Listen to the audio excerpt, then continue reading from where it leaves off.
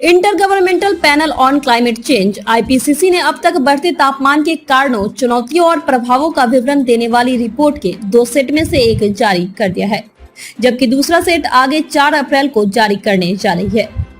आगामी रिपोर्ट में इस बात पर ध्यान केंद्रित किया गया है कि कैसे बिगड़ती स्थिति को संभाला जाए।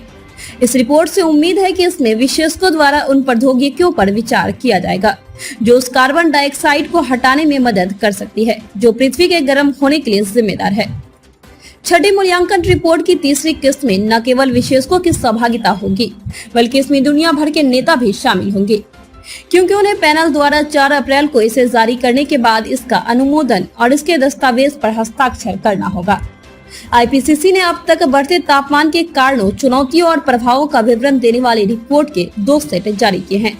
जहां पहली रिपोर्ट ने दिखाया कि जब तक ग्रीन हाउस गैस उत्सर्जन में तत्काल, तीव्र और बड़े पैमाने पर कमी नहीं होती है, तब तक वार्मिंग को 1.5 डिग्री सेल्सियस से 2 डिग्री सेल्सियस तक सीमित करना पहुंच से बाहर होगा।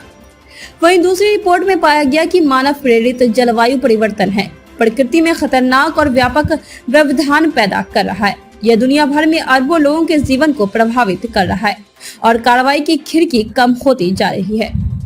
अपनी प्रतिक्रिया देते हुए तीसरी रिपोर्ट के लिए एक समन्वय प्रमुख लेखक CLA और सेंटर फॉर पॉलिसी रिसर्च के प्रोफेसर नवरोज के दुबाश कहते हैं कि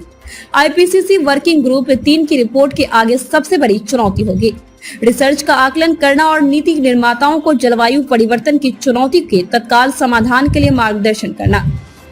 प्रोफेसर नवरोज कहते हैं, भारत निश्चित रूप से गंभीर जलवायु नुकसान के जोखिम का सामना कर रहा है और यह नुकसान हमारी विकास संभावनाओं को प्रभावित करेगा।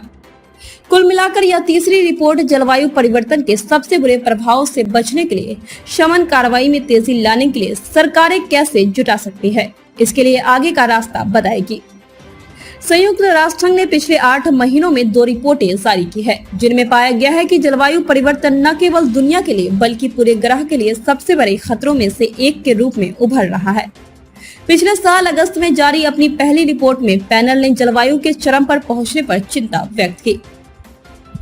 विभिन्न प्रकार के परिदृश्यों में चरम घटनाओं की संभावना को बढ़ाते हुए संयुक्त राष्ट्र के पैनल ने कहा कि ग्लोबल वार्मिंग अगर 1.5 डिग्री सेल्सियस तक होता है तो गर्मी की लहरें, लंबे गर्म मौसम और कम समय के लिए ठंड के मौसम में वृद्धि होगी, लेकिन ग्लोबल वार्मिंग अगर 2 डिग्री सेल्सियस तक पहुंचती है तो वो असहनीय होगा।